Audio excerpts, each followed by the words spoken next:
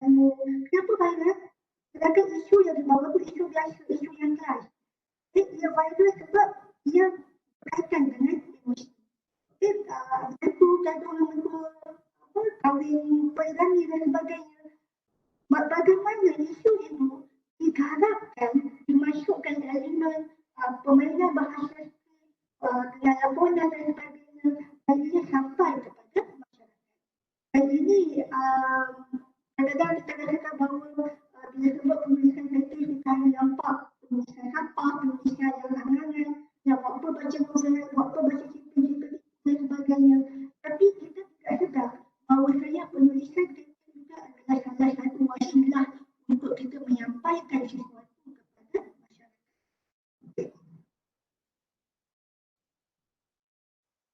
Okey, penulisan kreatif saya mungkin tidak akan bincangkan secara detail sebab ini hanya untuk pengusian umum. Penulisan kreatif dia terbahagi kepada dua. Yang pertama ialah bentuk prosa dan juga puisi. Kalau prosa dia ada fiksyen dan non-fiksyen. Kalau fiksyen ni novel, cerpen, memang kita tahu. Fiksyen ni adalah rekaan semata-mata. Malah saya dapati semua novel akan tulis dekat bahagian depan semua watak dan cerita tidak ada kaitan dengan yang masih hidup ataupun yang telah meninggal.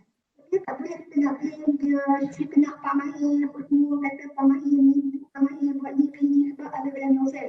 Sebab itu memang secara fiksyen semata-mata. Manakala non-fiksyen, penulisan kreatif dalam bentuk non-fiksyen adalah seperti anekdot, travelog, motivasi, esei dan juga penulisan kritikan. Okey, ini apa yang saya dapat makluman para penulisan yang tengah naik ke atas yang menguasai pemasaran ialah penulisan kreatif non-fiksyen. Apa yang paling tinggi dalam penerbit-penerbit iaitu akan sangat memerlukan penulisan non-kreatif, travelog dan motivasi. Itu yang paling tinggi. Dan inilah nak ceritanya bahawa ruang dan peluang utama kita para akademik yang mana kalau yang travelog dia mungkin pernah pergi mana-mana, kami tempat yang jarang pergi, dan dia menulis setiap pengalaman perjalanan dia itu, dan buku yang itu sangat diperlukan oleh penerbit. Dan dia juga tulisan motivasi. Kita lihat motivasi ni hanya perlu pakai motivasi untuk memberi kita. Jadi penulisan motivasi juga boleh dalam bentuk yang simple. Contoh, saya ada bersama dengan penulis yang lain. Penulisan motivasi buku dia ialah apa lagi yang lebih membahagiakan. Okey, yang mana buku berkenaan, okey, hanya dia tidak cerita bahawa bahagia pada kita semua berbeza. Okey, bahagia pada orang ni bila anak dia yang boleh berjalan, orang kata buku, tiba-tiba satu hari bangun berjalan dan panggil dia mama, boleh berjalan dan cakap dalam masa yang sama. Dan pada itulah hari yang paling bahagia. Okey, dan itu adalah penulisan motivasi yang mana kita yang ada anak yang melompat dalam rumah pun apa pun pusing dengan sini buat dia pakai, kita nak marah je. Tapi bila kita baca penulisan dia, betapa dia sangat bersyukur walaupun anak dia hanya berjalan dan panggil mama sahaja. Ini satu bentuk perkongsian yang kita nak share. Kata dia sikit je benda yang tulis ni. Tapi impak dia bila kita main dengan bahasa, termasukkan emosi dan ada unsur motivasi. Ia sebenarnya memberi banyak makna kepada pembaca. Okey, dan antara contoh yang saya boleh bagi juga ialah untuk penulisan yang biasanya mendapat tempat, dia yang banyak dilakukan adalah dalam bentuk anekdot. Anekdot ni adalah cerita-cerita pendek. Mungkin kita tak nak share terlalu banyak cerita kita kepada orang, tapi kita hanya memetik beberapa pengalaman kita, maka yang kita panggil sebagai anekdot. Dan saya berminat untuk berkongsi kat sini anekdot yang antara yang diulang cetak banyak kali iaitu 5 baik buah. Okey, yang mana anekdot dalam ni penulis dia bukan dia kata apa orang yang pergi haji berpuluh kali, ada yang baru sekali, ada yang menulis pengalaman sekali. Okey, dan antara yang kalau anekdot itu kedua ni, kalau kata Asyik boleh sendiri kita baca dia perbuatan haji dan memang cerita-cerita yang dia kongsikan dalam anekdot ini bukan saja berkongsi pengalaman, tapi dia juga memberi sesuatu yang aku tak tahu pun macam ni. Itu beberapa perkara yang kita boleh dapat walau dalam perkongsian anekdot dalam buku yang teringkas ini. Assalamualaikum Ustazah. Salam. Minta maaf, saya tengok dekat ruang chat ni suara Ustazah kurang jelas. Okey. Mungkin perlu pakai mikrofon ataupun cuba dekatkan sikit ke kan. Dia kurang jelas, dia jadi suara terputus-putus. Okey Kak ni. Sekarang okey sikit. Yang lain macam mana? Okey kan? Ya. Sekarang okey. Okey, better. Ustazah dekat sikit lah. Okey. Maksudnya tadi pakai mikrofon tak boleh, tak pakai mikrofon boleh. Okey tak ni? Sekarang okey tu lah. Saya rasa yang sekarang okey. Yes. Alhamdulillah. Okey, alhamdulillah. Okey, suara asli pun lebih bagus. Okey, terima kasih makluman. Dan penulisan kreatif yang lain dalam bentuk yang berbentuk puisi, antara contoh adalah pantun, gurindam, sajak haiku. Okey, sajak haiku ni antara yang saya baru kenal. Okey, tapi bila kenal tu terus rasa menarik sebab sajak haiku ni datang daripada negeri Jepun yang mula mendapat tempat bagi peminat sastra di Malaysia. Sajak haiku ni dia tak seperti sajak-sajak biasa. Dia ada peraturan yang agak ketat. Kalau dalam sajak tu dia hanya 3 baris. Dan baris pertama 5 patah, baris kedua 7 dan baris yang terakhir 5 patah. Okey. Dan contoh sajak haiku ni yang saya boleh share. Aku dan kamu benci, cinta dan rindu ke akhir nyawa. Okey, baris pertama aku dan kamu. Okey, aku dan kamu 5. Baris kedua, benci, cinta dan rindu 7. Dan baris yang terakhir, ke akhir nyawa. Okey, 5. Dia hanya 3 baris, tapi bila susun 5, 7, 5, itu antara bentuk sajak haiku. Ini antara sajak yang mendapat tempat di pasaran sekarang dan mungkin ia belum popular lagi di kalangan masyarakat. Okey. Apa yang saya boleh teruskan untuk mengenai penulisan kreatif?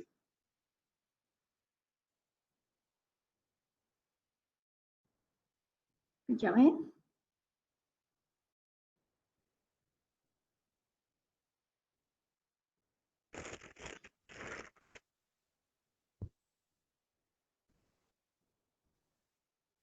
Okey.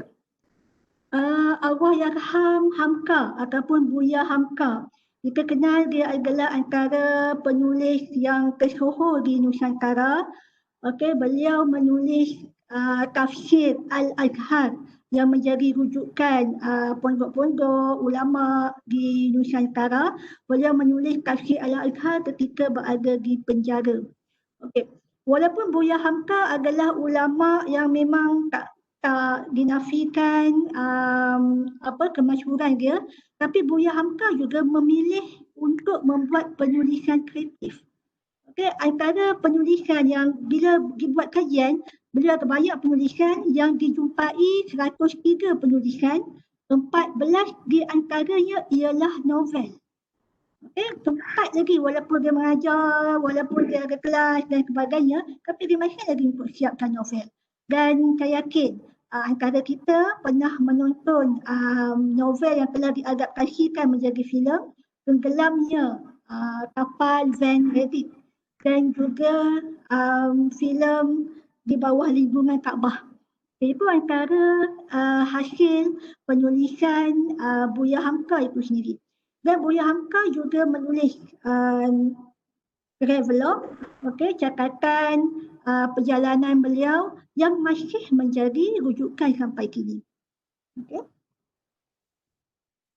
Apa kelebihan karya kreatif? Kita bukan sekadar untuk nak tulis, nak apa orang tak ada kerja nak buat, buat cerpen, buat saja. Tapi kelebihan ataupun tujuan karya kreatif yang pada saya mungkin dia sebagai satu yang membezakan sikit dengan penulisan akademik ialah yang pertama, ini yang paling nombor satu, iaitu luahan perasaan. Kita boleh lihat mereka yang golongan sastrawan ni bila marah, bila baca tulisan mereka, kita tahu tulisan dia tak sentuh siapa-siapa, tapi luahan itu kita tahu bahawa dia marah. Luahan perasaan kasih, sayang, cinta.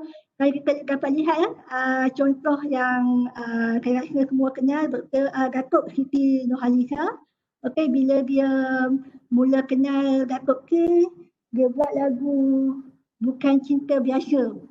Kemudian bila dia dah lama tunggu surat 13 tahun kalau tak silap, dia mengandung dan dia nak luahkan perasaan dia seronok mengandung nak dapat anak itu, dia buat lagu Ting Ting Tang Ting. Itu dia kan, kita tak boleh lah macam tu. Dan sekarang ni lagu yang memang buka radio je memang akan dengar, iaitu lagu Aku Bidadari Syurgamu.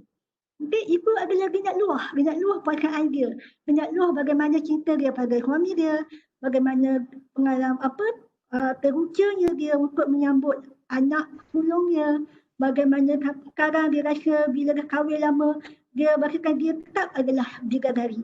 Dan luahan perasaan kalau kita lihat dalam bentuk-bentuk luahan kreatif, luahan sajak dan sebagainya, ia adalah satu terapi juga.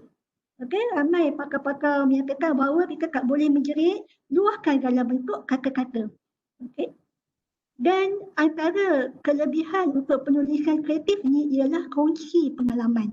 Saya yakin saya yang baru 12 tahun di UiTM ni pun dah bermacam-macam pengalaman.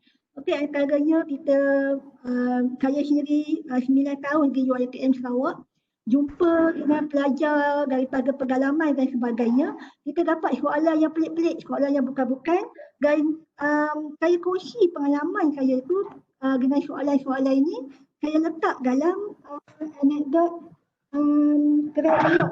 guru-guru. Saya letak dalam ni. Artinya ada pengalaman yang saya tak boleh nak share secara ni, tapi kalau saya petik pengalaman itu, saya share dalam anekdot yang saya join bersama. Yang terusnya ialah kongsi pengetahuan. Tadi ada Dr. Tajul, dia maklumkan bahawa saya buat novel Aku Temanmu, macam novel cinta. Bukan novel cinta. Saya nak kata seram sangat pun tak juga, walaupun saya menyeramkan. Cuma apa yang saya nak, tujuan utama yang saya buat novel itu ialah saya nak berkongsi mengenai Qorin. Saya nak berkongsi maklumat saya, pengetahuan saya mengenai Qorin ataupun kita panggil pendamping, jin yang dilahirkan yang bersama dengan kita.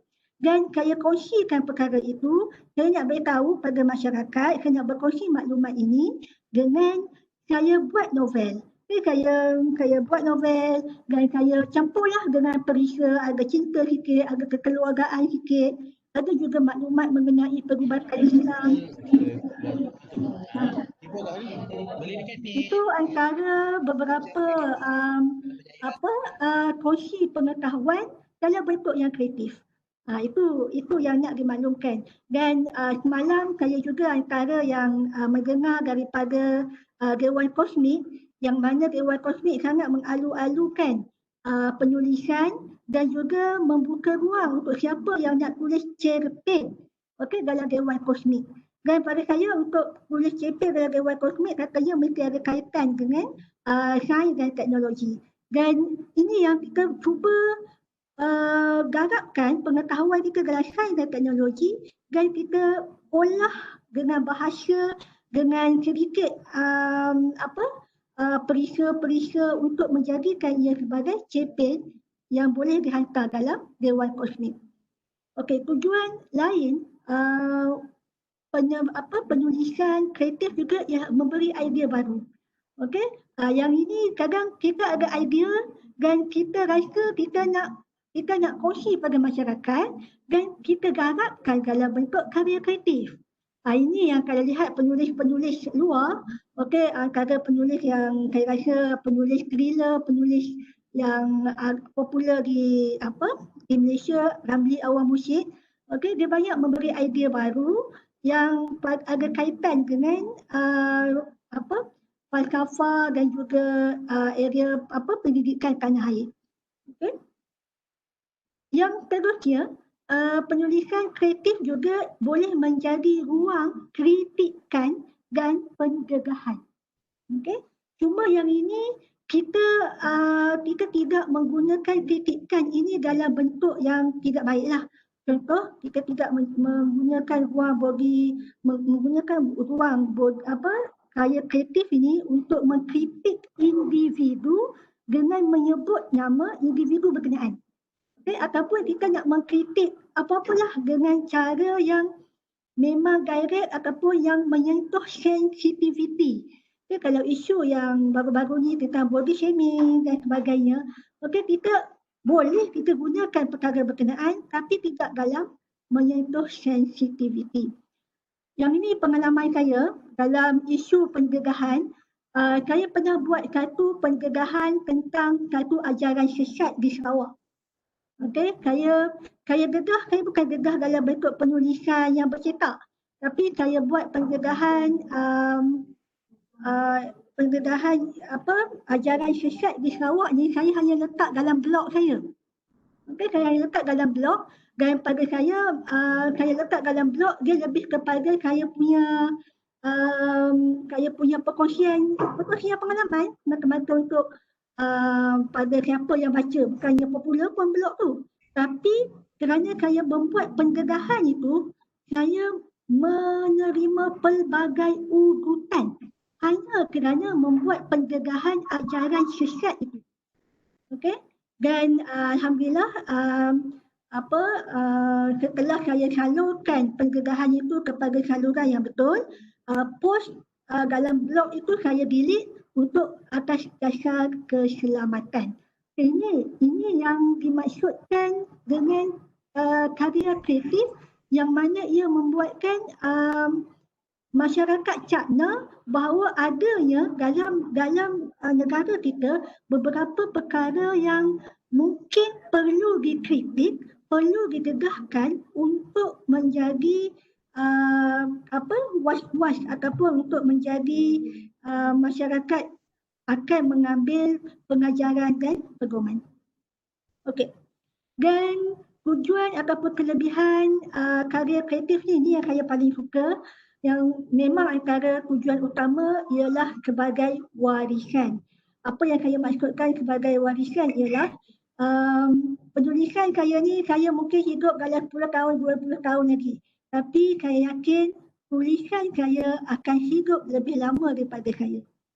Okey, mungkin sekarang saya hanya ada anak-anak, saya mungkin umur pendek, tak sempat jumpa cucu, tapi dengan ada penulisan saya, cucu-cucu saya boleh kenal siapa tok dia, siapa nenek dia, siapa opah dia. Okey, melalui penulisan saya. Okay, itu yang saya maksudkan dengan tujuan penulisan sebagai satu warisan. Dan kena ingat juga bahawa penulisan kita ia juga boleh menjadi salah satu daripada ilmu yang memberi manfaat, ilmu jariah yang akan berkambung pahala dia sesudah mati. Atau kalau penulisan kita adalah penulisan yang tidak baik, ia boleh menjadi dosa yang berpanjangan. Jadi sila take note tentang apa yang kita tulis dengan apa yang kita sebarkan. Okay, sebab ia akan menjadi sesuatu yang dipertanggungjawabkan selepas kita meninggal kelak. Okey. Dan antara kelebihan penulisan kreatif juga, untuk SKT kita, dan ini saya ucapkan terima kasih kepada PJI dan juga Dr. Syukur terutamanya, yang mana saya sendiri pun terlibat dalam penulisan kreatif daripada 2017, baru 2019 baru saya tahu bahawa boleh masukkan hasil penulisan kreatif dalam SKT, dalam MyATP, dalam Prisma.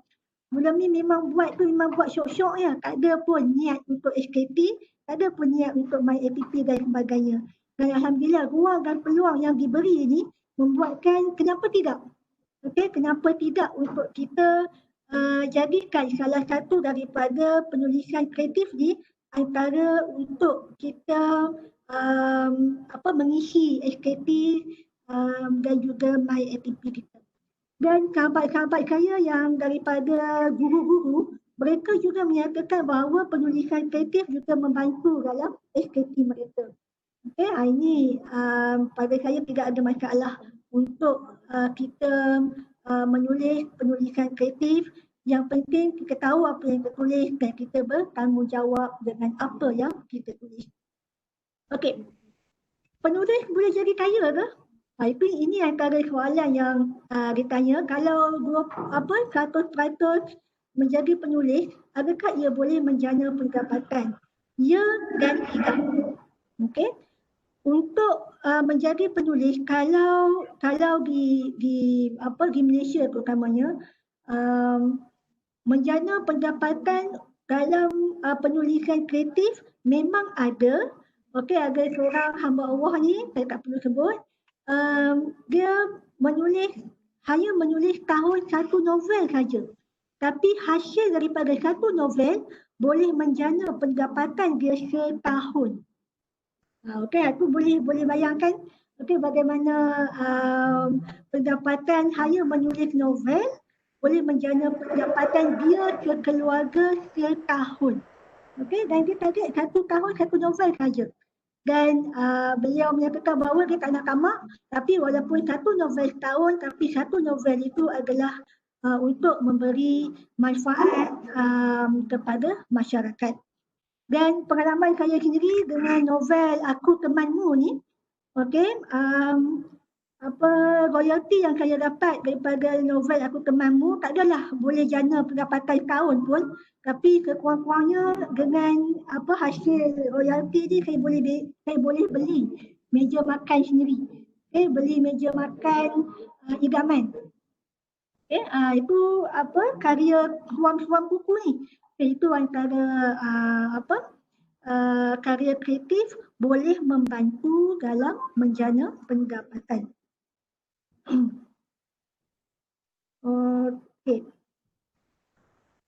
Dan saya rasa mereka yang sekolah menengah tahun 90-an mungkin kenal novel ni.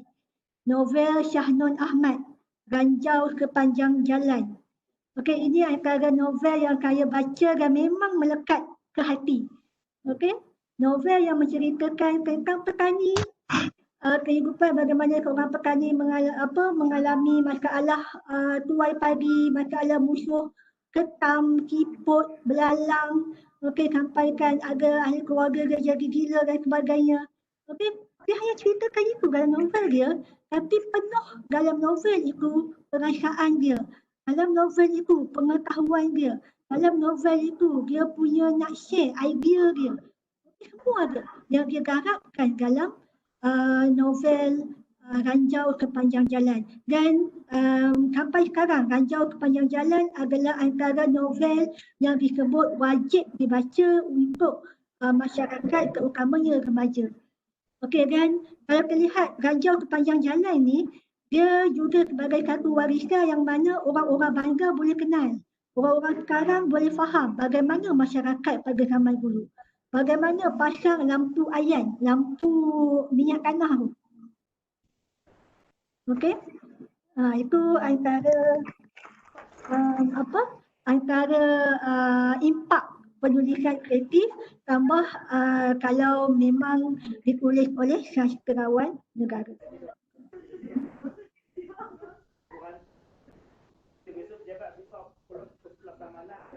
Okey. Ini yang saya letak kat skrin ni, ini adalah salah satu penulisan saya dalam majalah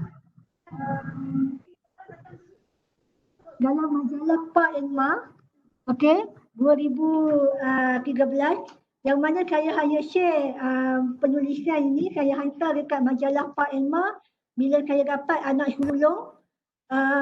Saya hanya share pengalaman tu kita je waktu 38 minggu pergi check up, jangkaan berat anak 28, tapi bila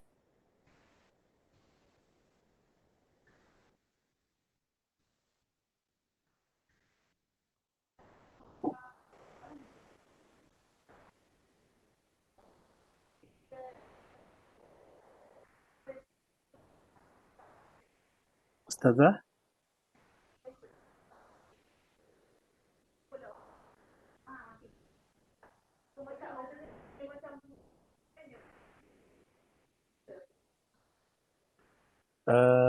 Ustazah?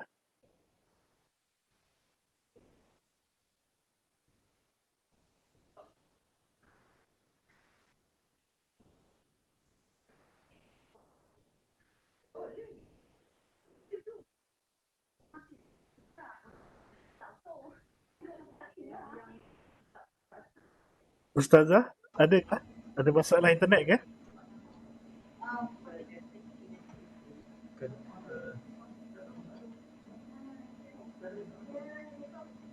Ustazah ada kat situ ke? Ustazah Nadia?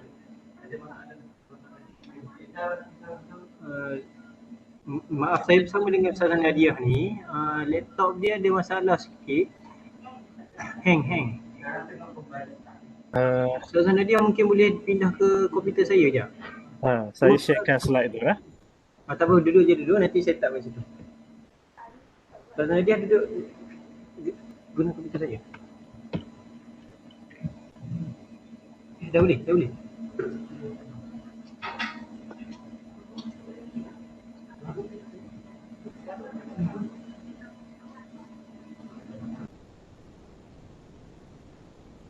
Ustazah?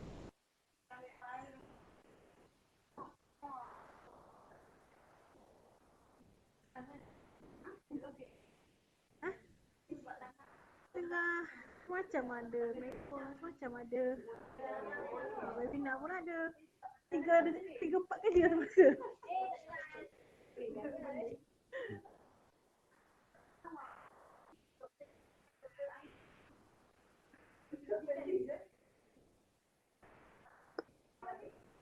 Okey ke Ustazah? Saya boleh tolong sharekan slide ni?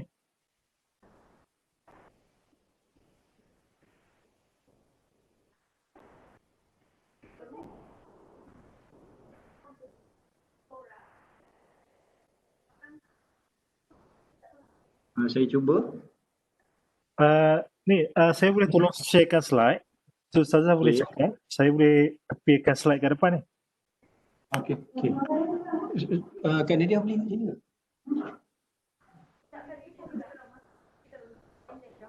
Tak apa.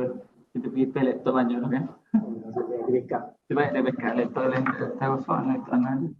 Okey, terima kasih. Okey, terima kasih adik-adik.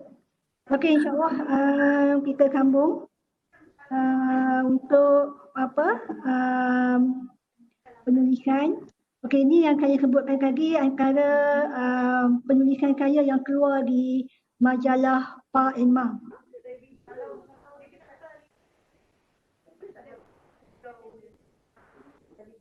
Next ke?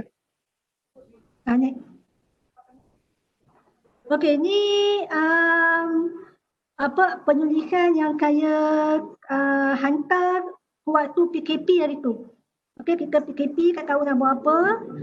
Ini penulisan yang saya hantar untuk yang dianjurkan oleh Perpustakaan Negara. Okey, dianjurkan siapa yang untuk hantar pantun dan juga sajak tentang PKP. Dan ini antara yang saya tulis dan saya hantar untuk pertandingan yang dianjurkan oleh Perpustakaan Negara. Dan Alhamdulillah Kak menang. Okey. Tak apalah. Konon. Dan kalau Galah Pantun ni lebih kepada pengalaman saya sebagai seorang ibu yang berkejaya.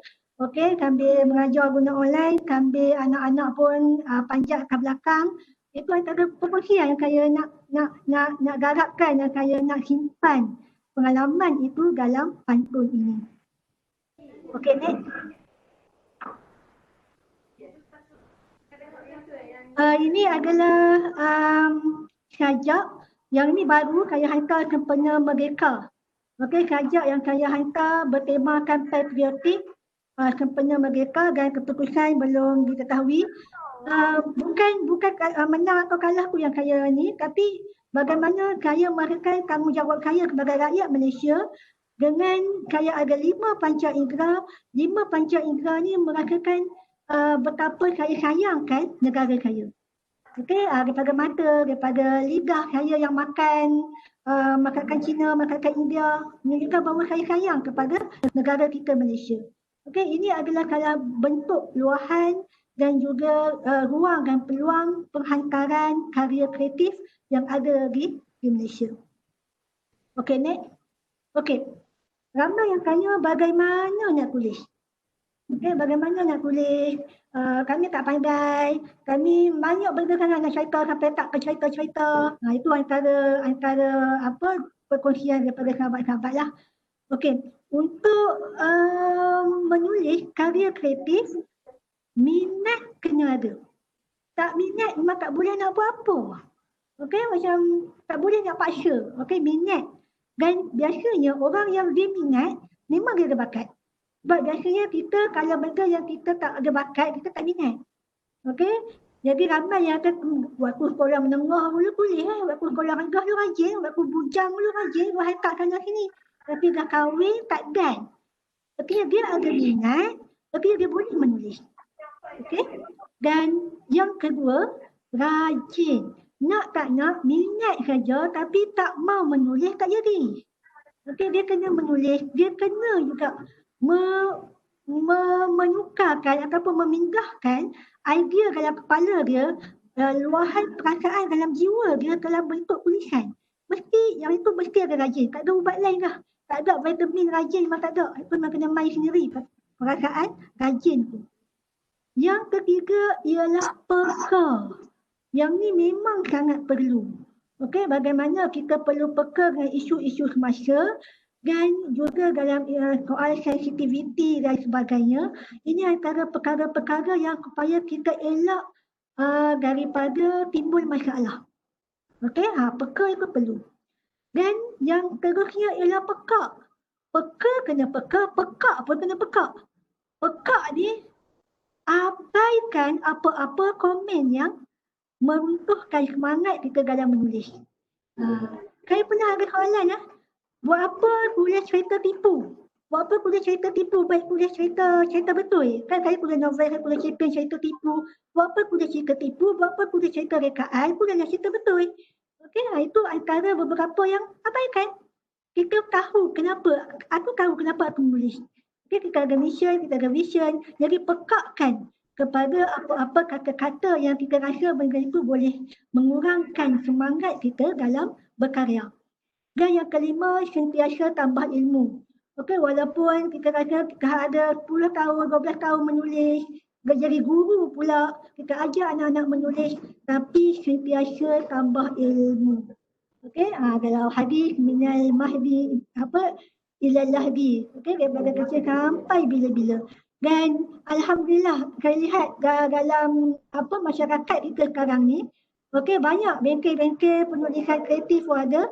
Dan ini adalah salah satu daripada inisiatif dari pihak PJI sendiri yang mana nak memperkenalkan bahawa penulisan kreatif ini tak semestinya orang kastera saja. Okey, kita yang macam saya, ustazah pun boleh tulis. Okey, orang yang bawa pas pun boleh tulis. Malah saya ada satu tulisan, yang saya boleh kongsi kat sini, penulisan daripada jururawat lelaki. dia jururawat, okey, dan dia lelaki, dan dia menulis pengalaman dia sebagai jururawat lelaki. Okey, sebenarnya tak perlu pun kepakaran, kena ambil ijazah penulisan kreatif pun, itu tak perlu. Yang penting minat, rajin, peka dan memang sentiasa mahu upgrade tambah ilmu, sebab setiap bidang penulisan kreatif yang kita pilih dia ada cara dan seni dia. Novel lain, okey, cerpen kanak-kanak lain. Saya sendiri dalam selepas PKP ni kebetulan anak dah selalu membaca, jadi saya antara yang terpanggil untuk memberi antara menulis untuk bacaan anak-anak pada tahap sekolah rendah. Dan insya-Allah tulisan pertama untuk saya dalam cerpen kanak-kanak akan keluar di pasaran dalam bulan ni, insya-Allah. Yang lain, proses menulis yang pertama ialah ilham. Okey, proses menulis yang pertama mesti ada ilham, mesti ada idea. Dan perkara ni saya yakin dengan pengalaman dan juga dengan pengetahuan yang kita ada, idea dan ilham bukan benda yang susah untuk dicari. Macam saya sebut tadi, kadang dengan hanya melihat kucing di jalanan, kucing yang kelaparan, kita boleh buat sajak tentang kucing berkenaan. Okey? Dan idea dan ilham jangan simpan dalam kepala, tapi sampaikan, luahkan dalam bentuk catatan dan kena rajin buat kajian. Okey, yang ni nak tak nak kita tak boleh tulis ikut suka kita, tak boleh. Okey, mesti buat kajian. Walaupun saya menulis, saya antara yang saya tak adalah suka sangat baca novel seram. Tapi bila diberi ruang dan peluang untuk menulis novel seram, okey, antara perkara yang saya nak kongsikan ialah dalam karya saya antologi syaitan. Nama pun syaitan, mesti tu syaitan. Tapi yang saya nak kongsi, saya buat antologi syaitan ni, yang saya nak sampaikan, masuk tanggas kena baca doa. Itu yang saya nak sampaikan. Okey? Sebab kalau tak baca doa, syaitan semua maklum, syaitan rumah syaitan. Jadi bila tak baca doa, syaitan yang dalam tanggas itu mungkin boleh ikut kita keluar dan sebagainya. Dan penulisan saya dalam syaitan ni juga adalah pengalaman pelajar saya, salah seorang pelajar saya yang mana dia budak lelaki nakal, dia masuk tanggas yang dilarang masuk. Memang dah ditulis dilarang masuk, tapi yang dilarang itulah yang dia buat. Okey, dia masuk dan apa impak dia yang dia share dengan saya, lepas dia keluar daripada tanggas itu, dia didampingi. Dia didampingi tu, dia diikut oleh sesuatu. Itu yang saya sampaikan pengalaman itu, dan yang saya nak share, nak masuk tanggas, tolong baca doa, dan saya sampaikan itu dalam antologi syaitan. Dan cuma tajuk, saya tak buat tajuk masuk tanggas baca doa, tak. Tapi saya buat tajuk Jahanam. Kebetulan waktu itu lagu Hindustan Janam. Okey, saya ada point saya masuk tanggas baca doa. Saya kreatifkan dengan saya masukkan unsur lagu Hindustan. Tapi saya tak buat sembrono, saya kena buat kajian tentang lagu berkenaan. Itu yang maksud saya kena buat kajian tu. Dan juga saya kena buat kajian kalau seorang itu yang didampingi, apa yang berlaku pada dia. Itu yang dimaksudkan bahawa walaupun karya kreatif, kajian tetap perlu. Okey, kita tak tulis sembarangan, kita bertanggungjawab dengan apa yang kita tulis. Kemudian untuk menulis, ada yang dilakukan bila tulis itu dia perlu tulis daripada mula sampai habis. Dia tak boleh skip. Pada saya sendiri, pengalaman saya tulis ikut yang mana saya ingat. Kadang saya tak tulis permulaan, saya tulis tengah dulu. Okey? Dan ada juga yang saya tulis penutup dulu. Okey, dengan syarat kita kena buat, kalau ni kita boleh buat macam kita buat macam rangka lah. Okey, pecahkan pada permulaan. Okey, apa isu dia, apa peleraian dan penutup. Ada idea penutup, masukkan pada penutup. Jangan tunggu sebab setengah tu bila dia start pada permulaan, dia dah tak buatkan yang lain. Okey, buat permulaan, kalau boleh buat permulaan, pada isu disangkut tak boleh nak teruskan, buat terus pada penutup. Okey, nanti bila dah ni gabungkan. Aku macam main puzzle lah. Okey, dia akan cantum dan kemudian barulah murnikan penulisan.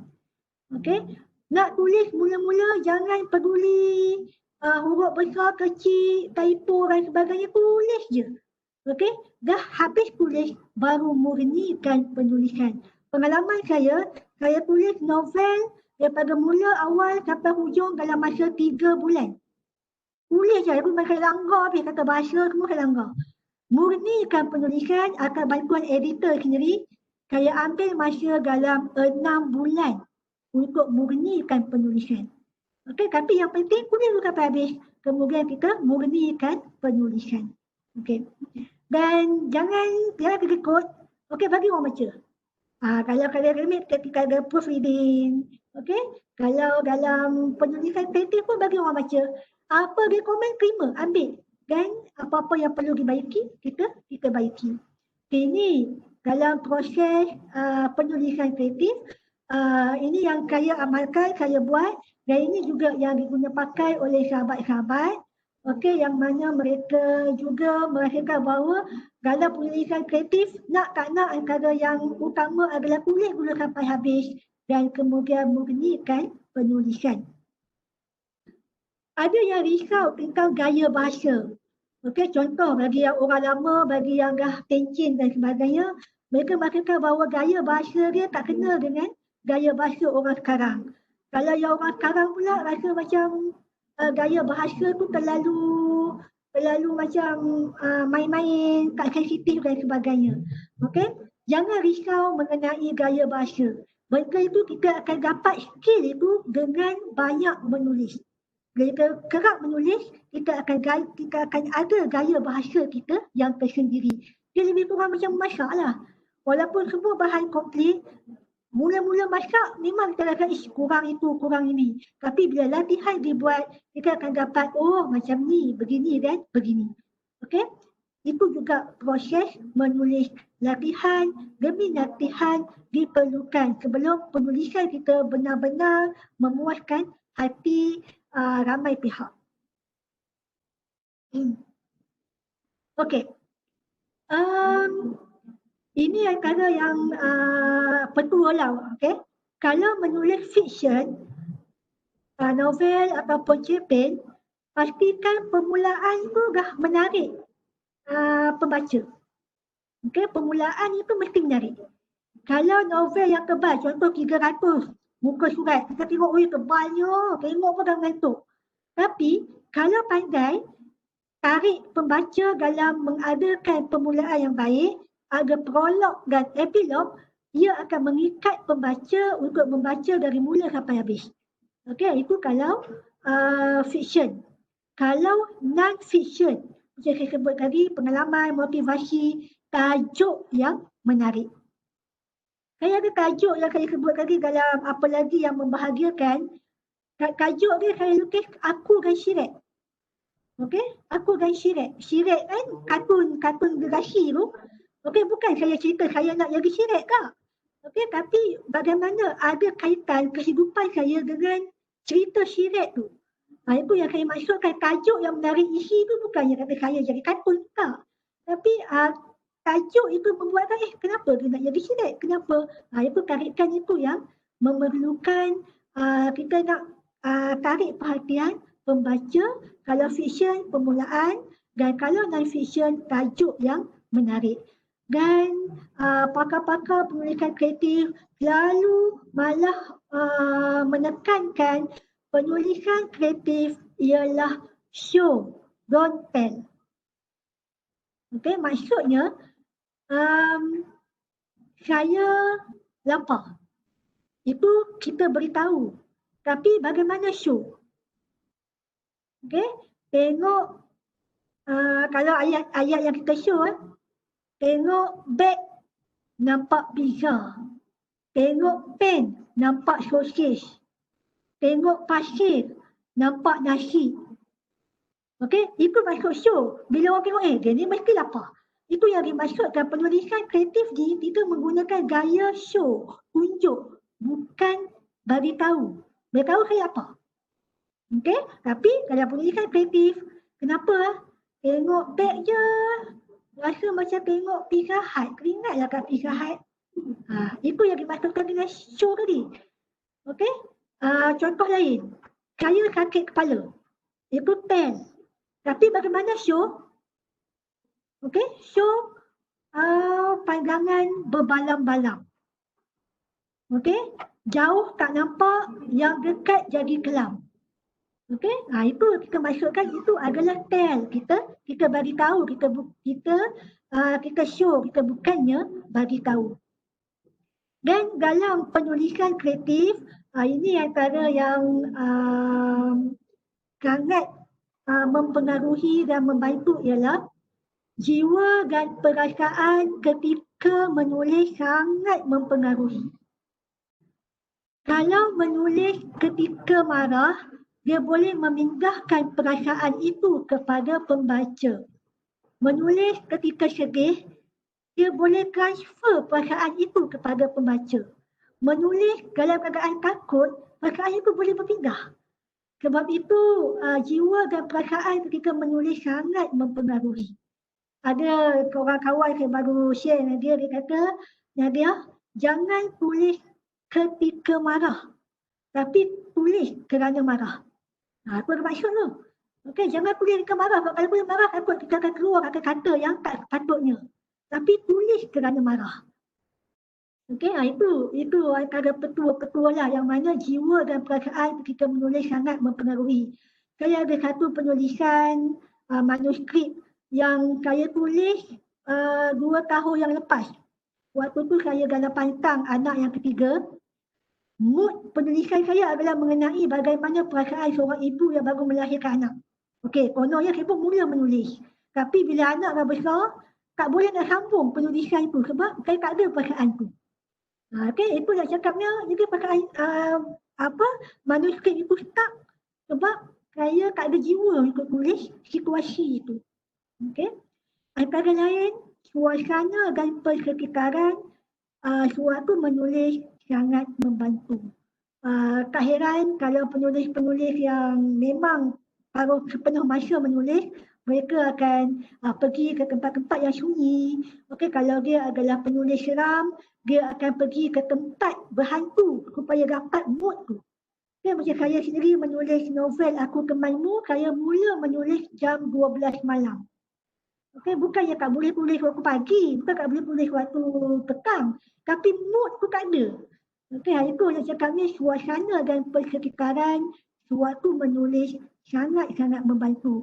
Itu tengoklah apa yang kita nak sampaikan dan kita nak pembaca merasai mood dan suasana itu, maka dia perlukan elemen-elemen ini dalam penulisan kita.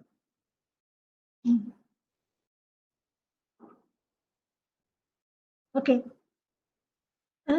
Untuk sebarang apa-apa saja yang kita tulis, okey, ini yang saya rasa antara yang terlepas oleh para penulis kat luar sana. Dia nak tulis je, tapi dia lupa elemen patuh syariah.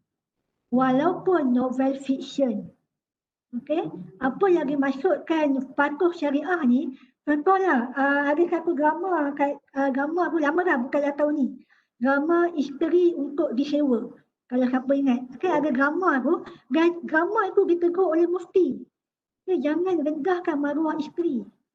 Okay, maksudnya sebenarnya drama itu adalah adaptasi dari novel. Memang ada novel Isteri Untuk Disewa. Okay, tapi bila keluar TV, baru masyarakat alert, mufti tegur. Okey, jangan buat tajuk begini, dia merendahkan martabat seorang isteri. Jadi, walaupun kita tulis novel fiction sekalipun, tolong jangan tinggal isu halal. Halal ni bukan babit makan, minum, kosmetik. Jadi jaga juga penulisan kita. Okey, ada kita perlu sebut mana-mana novel yang dia cerita duduk satu rumah, bukan mahram, boleh duduk bersama, dapat kerja yang baik, kemudian baru kahwin tanpa dia masukkan unsur taubat kat situ. Yang ini menjadi contoh yang tidak baik. Okey, ini saya share, anak saya tengok kartun. Ada kartun ni Doraemon, apa saya sebut kat sini. Ada satu siri Doraemon tu, mak dia beletih kat dia, apa Nobita buat? Nobita lari dari rumah. Okey, bila Nobita lari dari rumah, yalah, anak tengok, mak marah, keluar dari mulut dia, nak lari dari rumah lah. Ini yang kadang-kadang kita tak Google bahawa benda ni sebenarnya memberi impak. Kartun je pun, tapi bila sebut je pun itu sebenarnya, bila babit penulisan kreatif, dia ada unsur emosi kat situ. Yang ni tolong jaga penulisan kita, pastikan patuh syariah. Kita nak tulis kita punya angan-angan panjang, lompat langit, lompat bintang sekalipun, tapi tetap Allah adalah yang paling tinggi. Okey, kita jangan buat cerita melangkaui kuasa Allah dan sebagainya. Penulisan barat itu terpulang pada mereka. Tapi kita penulis Muslim yang bertanggungjawab pada penulisan kita, pastikan penulisan kita adalah penulisan patuh syariah. Yang kedua, tidak plagiat. Okay, yang ini adalah umum. Dalam industri penulisan novel sendiri pun agak panas juga isu plagiat, yang mana penulis tak tahu buku dia dijual secara atas kalian, dijual dalam bentuk e-book, dijual dengan harga yang murah, tanpa apa-apa kredit kepada penulis asal.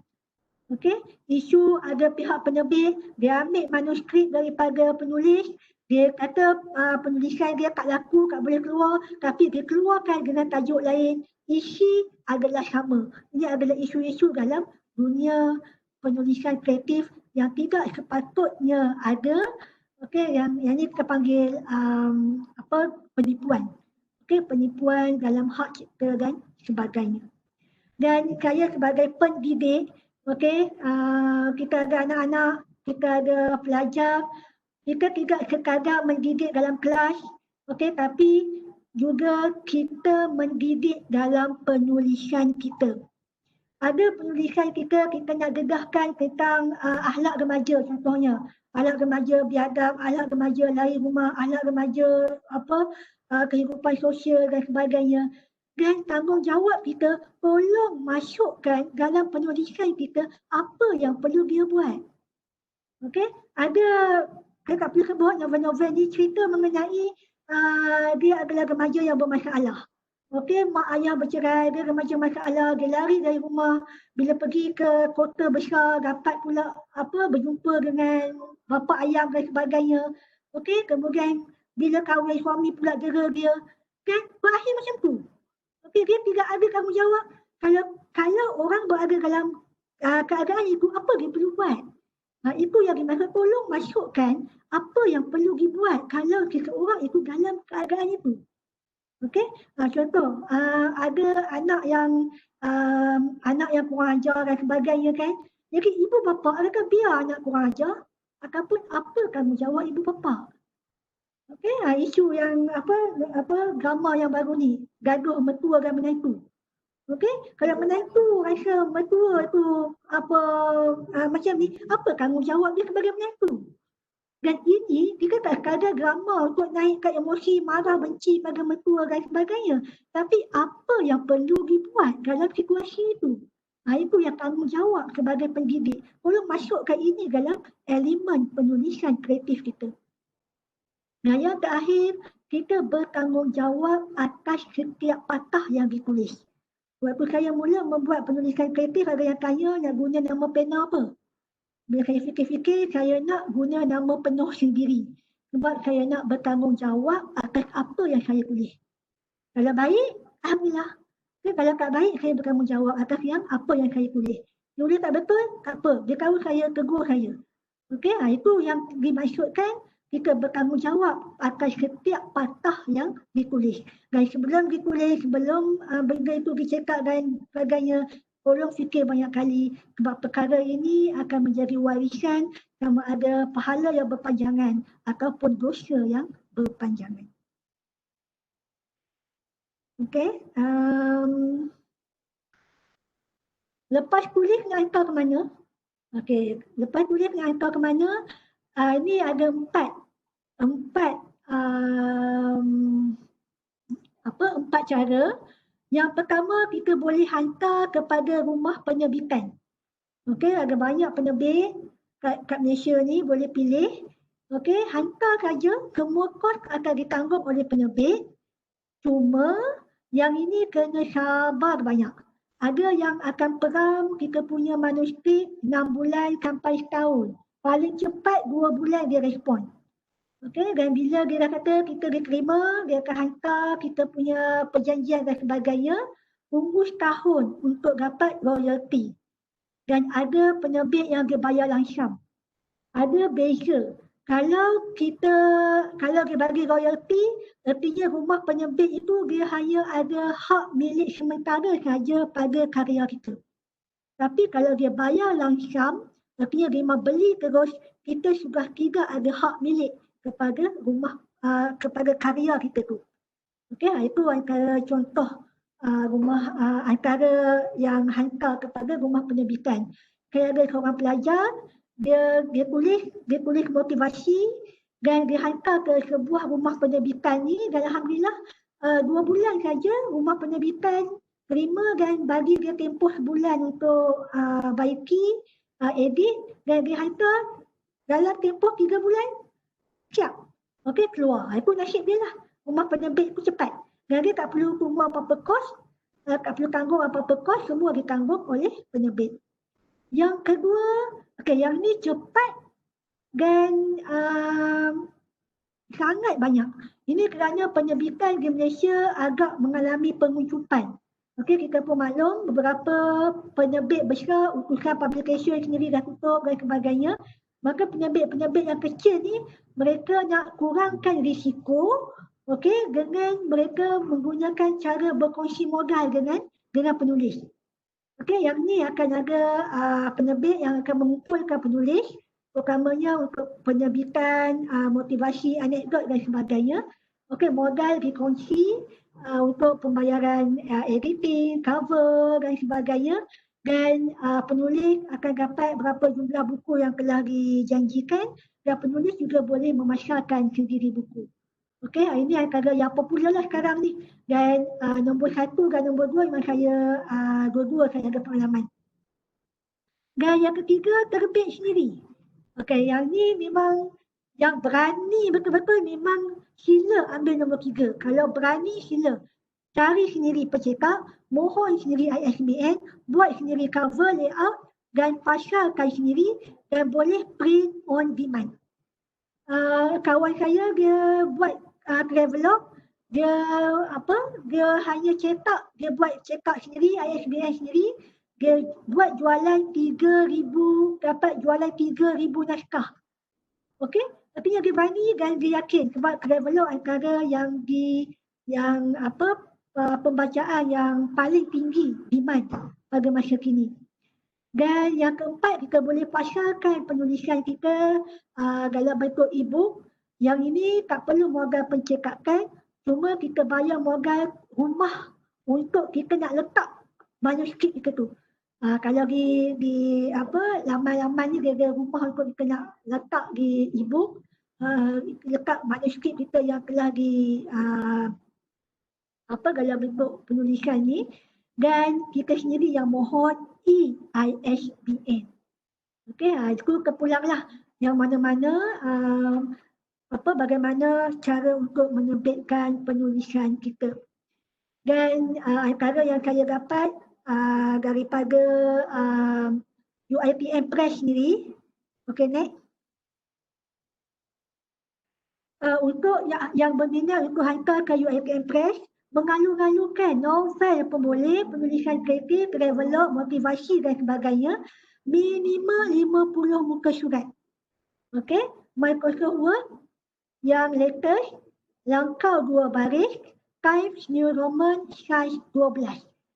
Okey, ada minimal 50 muka surat, hantar ke UiTM Press. Okey, tak perlu keluar modal. Cuma tunggulah berapa lama dia akan proses dan tunggulah dia punya maklum balas apa yang perlu ditambahkan dan sebagainya. Okay, ini maklumat yang latest yang saya dapat daripada UiTM Press sendiri dan mereka amat mengalu-alukan bentuk penulisan kreatif terutama dari sudut motivasi develop. Okay, perkongsian. Kita ni lah ahli-ahli akademik ni, sila gunakan peluang ini sebaik-baiknya. Okey. Okey, sebelum saya masuk pada slide yang terakhir, saya boleh tengok pada soalan. Okey, terima kasih Dr. Nabila. Bagaimana untuk mengekalkan momentum menulis dengan kesibukan tugaskan yang lain? Boleh Kak kongsi bagaimana cara menguruskan masa menulis karya kreatif dan penulisan akademik yang lain? Terima kasih. Okey, tak dinafikan, bukan bermakna bila kita memilih penulisan kreatif, kita tak nak tulis jurnal, kita tak nak menulis proceeding, paper, buat kajian akademik dan sebagainya. Okey, itu adalah juga tanggungjawab kita. Dan untuk pembahagian masa yang ini memang memerlukan disiplin yang tinggi. Ini yang tak nak kita sendiri yang tentukan. Okey, berapa masa contoh per minggu yang kita ambil untuk penulisan kreatif. Okey, saya tak boleh nak beritahu secara pengalaman saya sendiri sebab kalau novel yang menjadi motivasi untuk saya menulis novel saya siapkan dalam masa 3 bulan yang menjadi pendorong adalah kerana due date yang diberi oleh pihak penerbit. Sebab bila tak ada due date, kita tak kejar benda tu bagi siap. Bila ada due date, dalam 3 bulan kena siapkan dan itu membuatkan kita siapa nak kena tulis juga. Dan bila saya bahagi-bahagi, sekurang-kurangnya 1 hari saya kena buat 1 muka surat.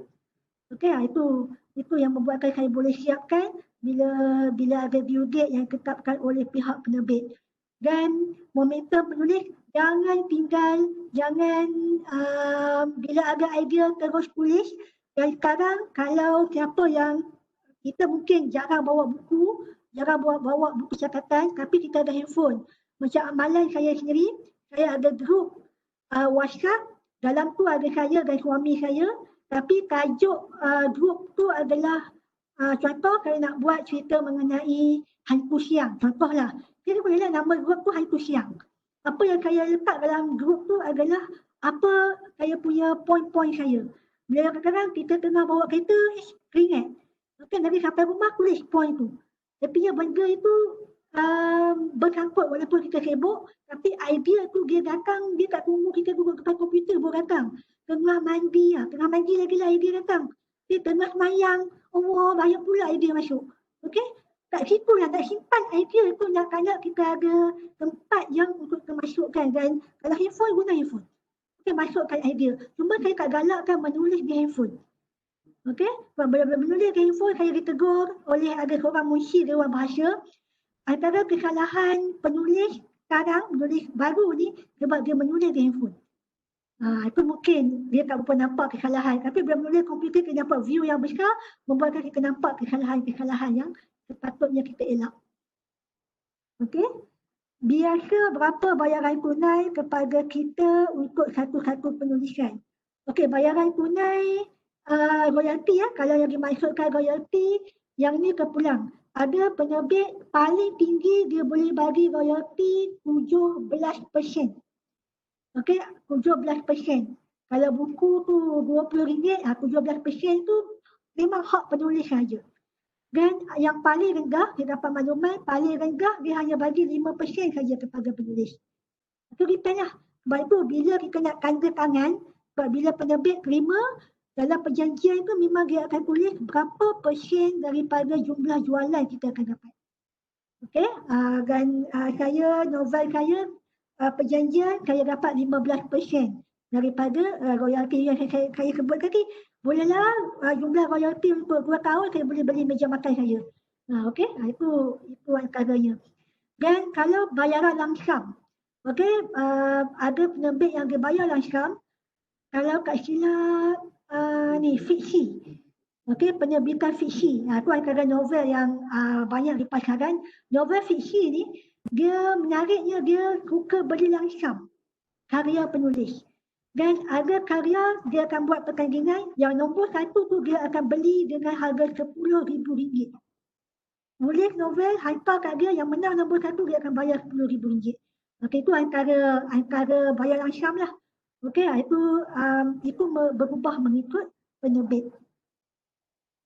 Okey, soalan lain. Kepada konok dengar perkongsian, apakah menulis mimpi-mimpi yang biasa dialami ketika tidur juga boleh menggerakkan minat untuk menulis secara kreatif ini? Mungkin kerana ada pengalaman berkaitan. Okey, tulis mimpi, ya. Okey, tulis mimpi tapi yang ni kita boleh garap dalam bentuk penulisan kreatif. Okey, tak ada masalah sebab bila nama penulisan kreatif ni ikut suka kita lah. Okey, cuma jangan lupalah tanggungjawab kita tu, tanggungjawab pendidik, tanggungjawab patuh halal semua tu. Kita nak cerita mimpi ke planet Pluto lompat, okey, makan pagi kat planet Marikh, ikut suka kita lah. Okey, kita punya angan-angan, kita punya nak terbang macam mana tu, okey, ikut kita pulang. Cuma dalam mimpi-mimpi ni cuma hati-hati kalau mimpi-mimpi tu yang mungkin akan menyebutkan sensitivity. Sensitivity tu kalau boleh kita elakkan. Okey, kita menyebut nama kita orang tokoh itu secara direct. Okey, dengan tujuan untuk penghinaan dan sebagainya. Yang ni kena jagalah. Okey, dalam penulisan kreatif. Tapi yang saya sebut penulisan kreatif ikut suka kita nak tulis apa pun. Okey, ada apa-apa soalan? Jadi saya minta maaf kalau saya bercakap laju. Bercakap depan komputer ni tak nampak orang yang laju lagi. Okey, sila.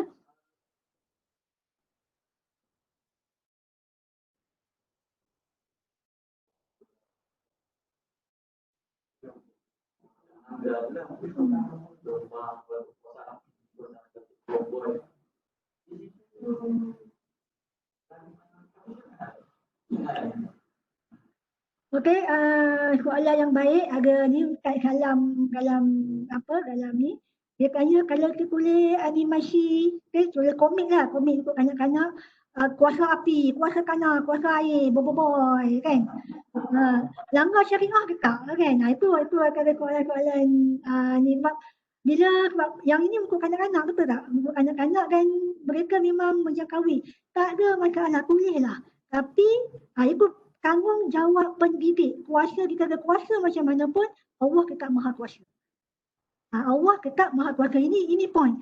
Dan yang ini saya rasa para yang minat penulisan yang macam ni kuasa-kuasa ni, sila baca novel Ramli Awam Mursyid. Okey, kalau sebab dia ada trilogi Sunan, dia punya hero pun memang menjadi idaman Malaya lah. Okey, dengan baiknya, dengan waroknya, dengan ada kuasa mistik semua ada lah. Okey, tapi poin yang dia nak bawa sangat cantik oleh Ramli Awam Mursyid ni, dia tak lupa apa yang dia ada, semuanya la haula wala quwwata illa billah. Tidak ada kuasa, tidak ada daya melainkan Allah yang izinkan. Yang tu yang maksudnya kita sebagai pendidik, kita tanggungjawab kita sebagai Muslim, kita nak berangan macam mana pun, tapi jangan sampai, itulah macam saya sebut tadi, jangan sampai lupa dalam soal halal haram dan sebagainya. Okay, ada soalan? Okey, terima kasih. Berkaitan bakat menulis, adakah ia secara semula jadi, gifted atau boleh dilatih? Okay, terima kasih. Menulis ini ada yang gifted, memang ada. Mungkin ada yang dia daripada ni dia punya, bila dia bercakap pun penuh dengan kesenian, memang ada. Dan ada yang dilatih. Okey, jadi perkara yang bersifat bersifat minat dan bakat ini, kadar gifted, kadar kebolehan tapi tidak diasah memang tak jadi. apa-apa pun perlukan kepada latihan dan penambahan ilmu kepada sesuatu itu akan menjadi yang lebih baik. Macam saya sendiri pun bila masuk kepada pertandingan-pertandingan ni bukan tujuan nak menang, bukan tujuan untuk dapat nombor 1 ataupun nombor 2 dalam pertandingan, tapi lebih kepada mengasah. Saya tak nak shot sendiri. Mula-mula memang saya tulis shot sendiri, saya letak dalam blog je. Saya memang tak share dengan siapa-siapa. Tapi hari satu tu saya dapat satu komen daripada penulis yang saya tak kenal. Dia kata, saya dapat saya dapat rasa bahawa saya perlukan, saya rasa saya termotivasi dengan penulisan ni untuk hidup. Okay, itu dia kata, aku share ni syok-syok je, tapi tak sangka blog tu yang hanya beberapa view saja sehari orang view, tapi antara yang view tu menjadikan penulisan kita sebagai salah satu untuk dia rasa kuat, dia seorang yang pernah dibuang dan sebagainya, dia rasa dia boleh hidup seperti orang lain. Okey? Ada apa soalan ataupun perkongsian? Okey, nama pun sesi perkongsian.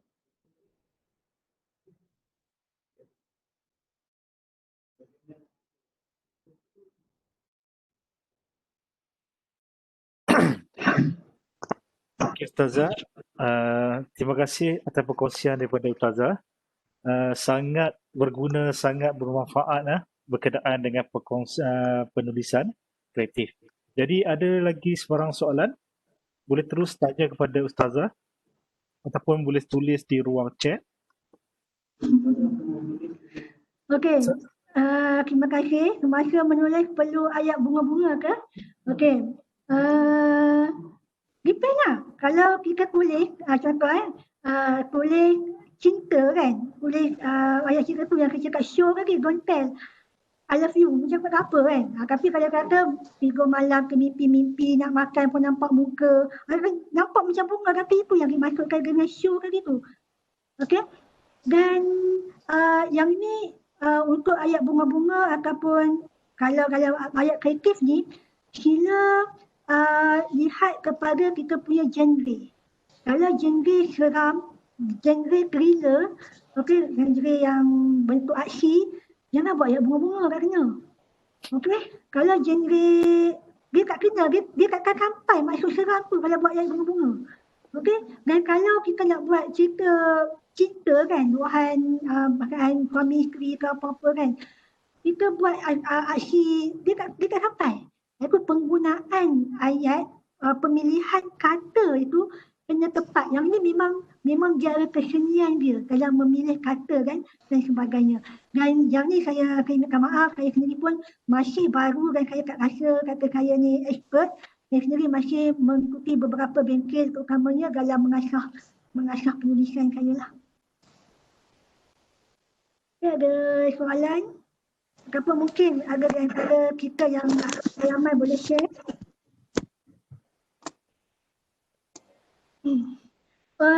Sikit lah, sementara saya teringat. Ada sahabat saya tadi dia tanya, dia kata dia ada benda banyak dia nak share, tapi dia tak sempat tulis. Tapi dia nak apa yang dia sampaikan itu sampai kepada pembaca. Okey, antara alternatif. Okey, antara alternatif yang boleh digunakan oleh mungkin pada akademik yang pelaku sibuk.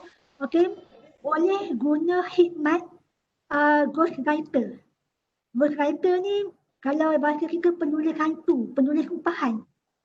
Okey, tapi dengan syarat bahan dan juga intipati tu daripada kita. Okey, cuma share kat dia, tahu dia kita nak tulis benda ni. Ini antara poin-poin dia. Tolong jadikan sebagai novel contohnya. Tolong jadikan benda ni sebagai anekdot. Dia akan buat. Okay, cuma kekurangannya ialah dia akan tulis gaya dia lah. Bukan gaya kita, itu kekurangan dia. Tapi ghostwriter kalau dia dah tulis, dia tak akan letak nama dia.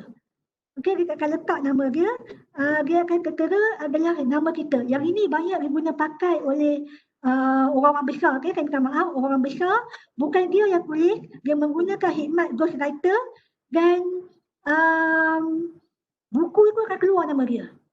Bukan dia yang tulis, dia tak sempat pun. Okay? Dia tak sempat pun. Tapi menggunakan gaya penulisan orang lain. Okey, pengalaman saya ada dua yang menggunakan penulisan saya tapi tidak menggunakan nama saya.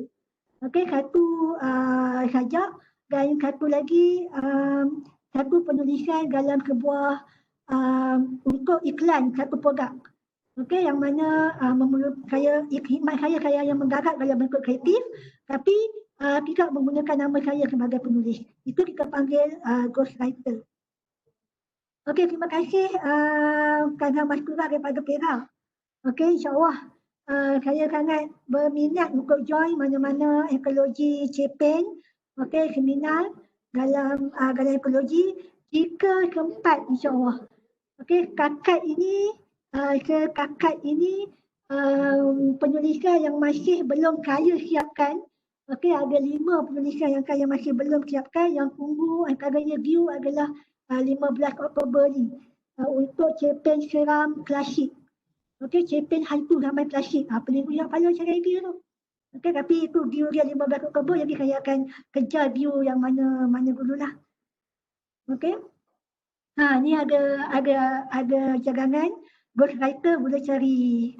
Okey, Ustaz Jamal Hisan.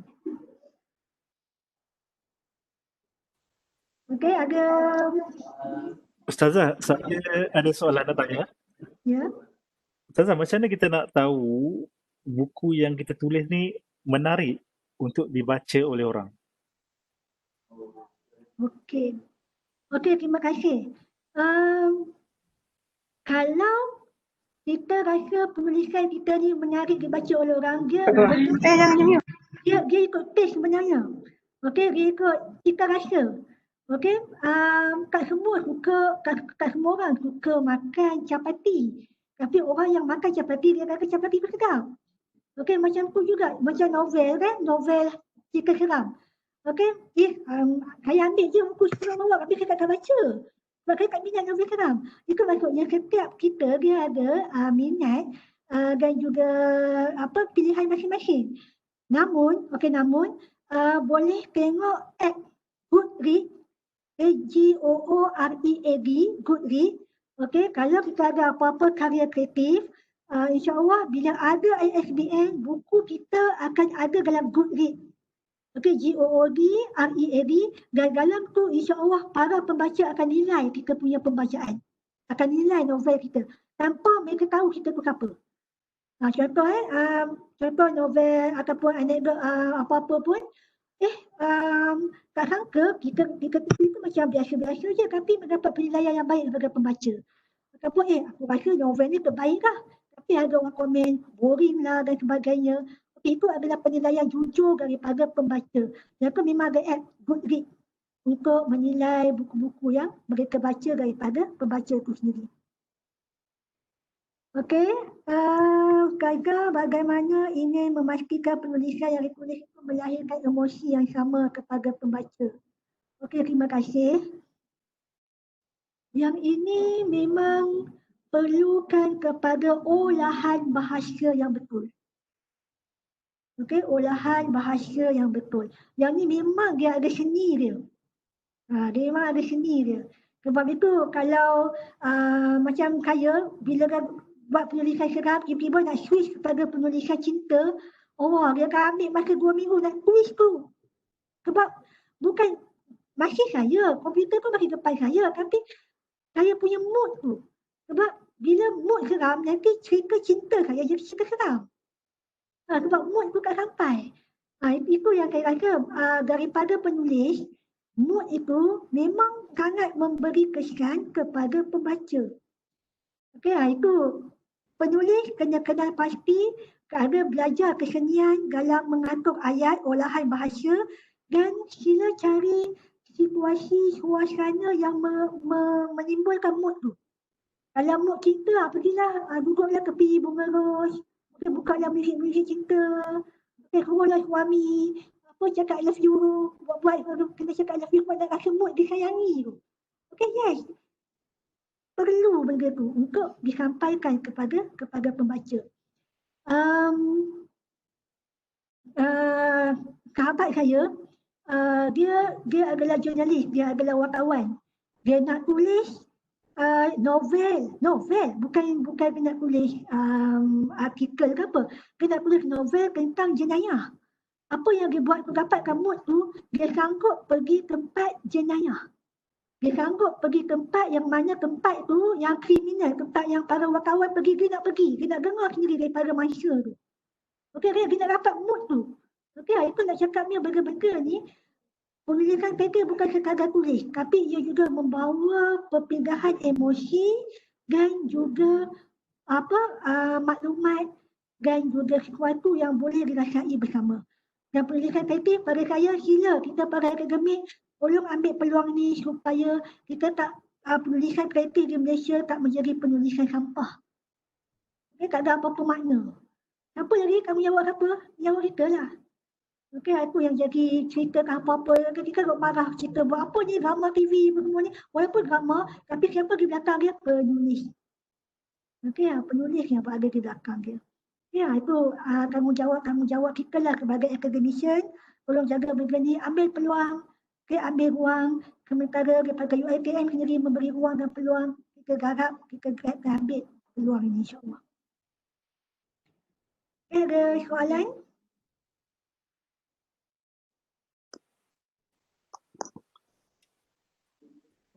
Okey. Ada soalan lagi?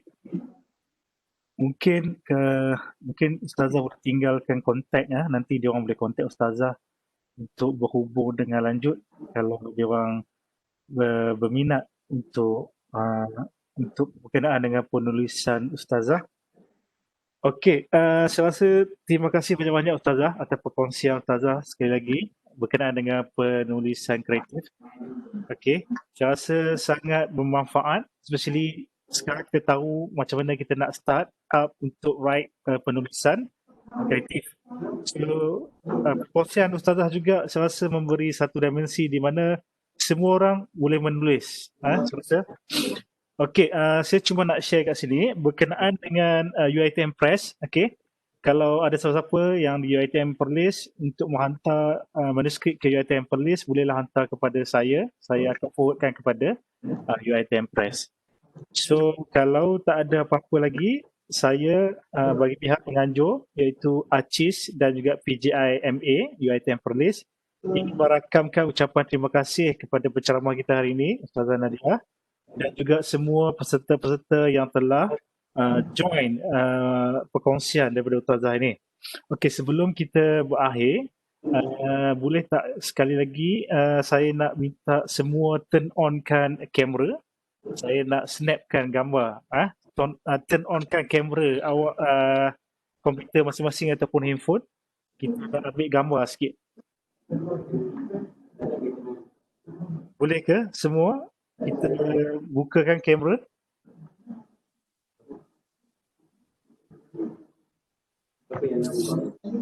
Semua ada dalam ni ke?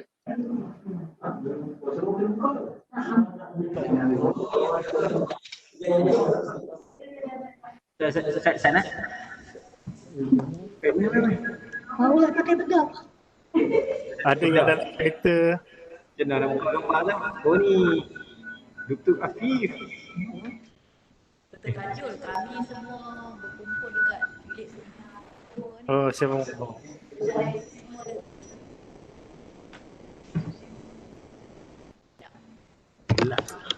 Gelap ke? Oh, masuk ni. Ada. Masuk boleh nampak SOP.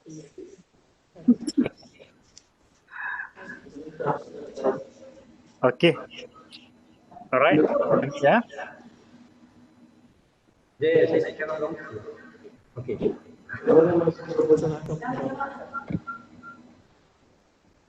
Ambil gambar macam mana? Saya akan ambil. Saya.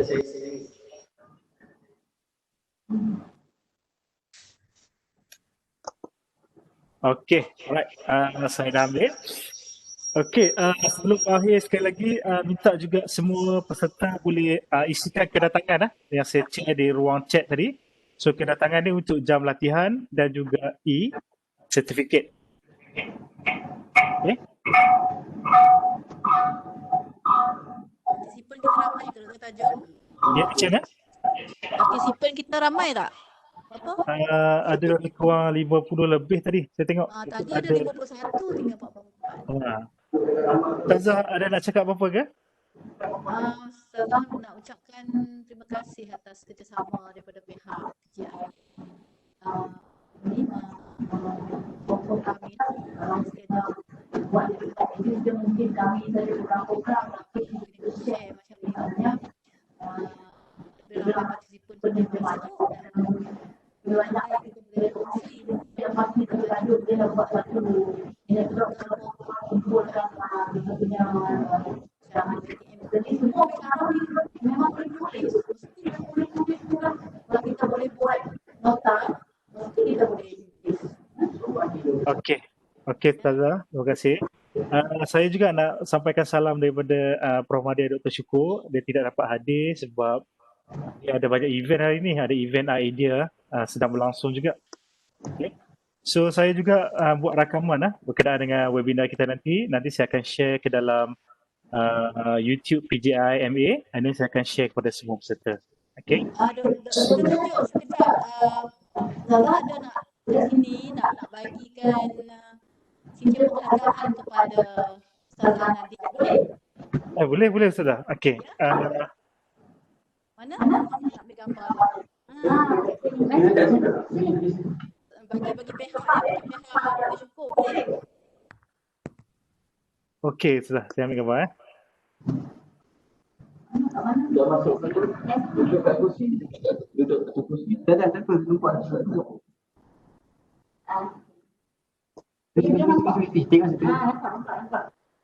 Nanti Ustazah ambil gambar juga kat sana dah. Macam mana? Ustazah ambil juga gambar di sana boleh? Ambil gambar dari sini. Ambil juga di sana. Okey. Nampak? Tak nampak lah kalau kita duduk di background. Okey.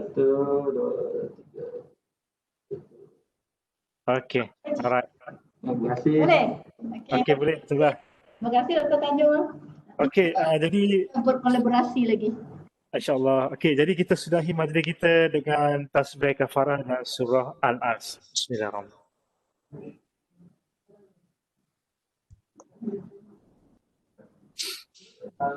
Okey, terima kasih semua. Assalamualaikum. Kita jaga kita. Bye-bye. Okey, saya stop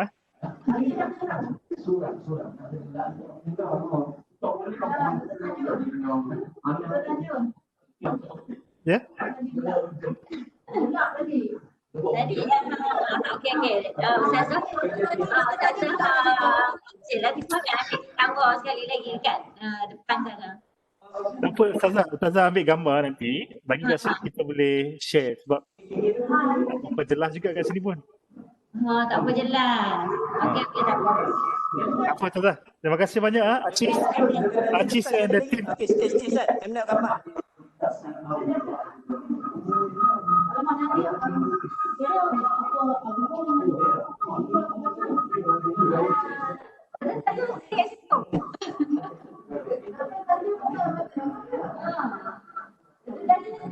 Dr. Tajul cakap. Ya? Cakap. Okey dah. Cakap je. Okey.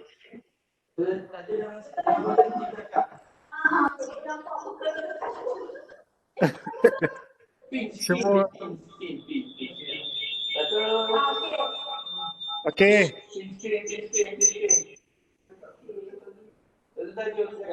Ya, saya cakap ke sini. Okey, terima kasih semua Acis.